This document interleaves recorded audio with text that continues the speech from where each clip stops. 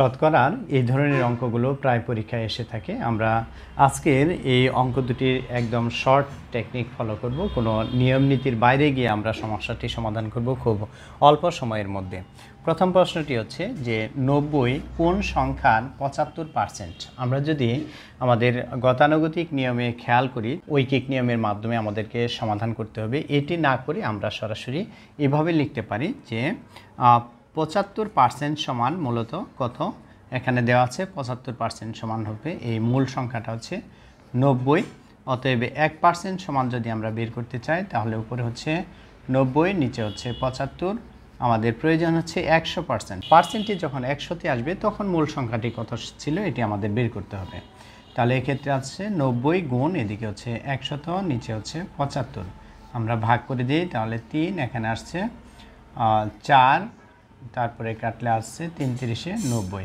এবার আমরা গুণ করে দিব, অর্থাৎ মূল সংখ্যাটি হচ্ছে 3 × 4 = 12, 120। তাহলে 90 কোন সংখ্যার 75%? তাহলে এটা হচ্ছে মূলত এই 120-এর 75% গিয়ে হবে কত? 90। আমরা পরের প্রশ্নটি সমাধান করব, এতে আমাদের বুঝতে আরেকটু সুবিধা হবে। এই প্রশ্নটি আমরা সেম নিয়মে ফলো করব, অর্থাৎ এখানে 75% সমান 90 লিখেছিলাম, এবার আমরা লিখব এই 5%। 5% সমান আমরা লিখব, এখানে 7 দেওয়া আছে 7 লিখব। অতএব 1% সমান ঐকিক নিয়মে, তাহলে উপরে 7, নিচে হচ্ছে 5।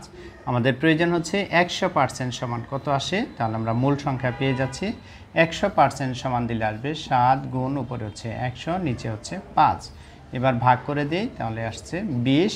এবার হচ্ছে 7 দুগুণ হচ্ছে 14, অর্থাৎ 140। তাহলে মূল সংখ্যা অর্থাৎ 140-এর 5% করলে আমরা পাবো হচ্ছে 7। তাহলে মূল সংখ্যাটি হচ্ছে মূলত 140।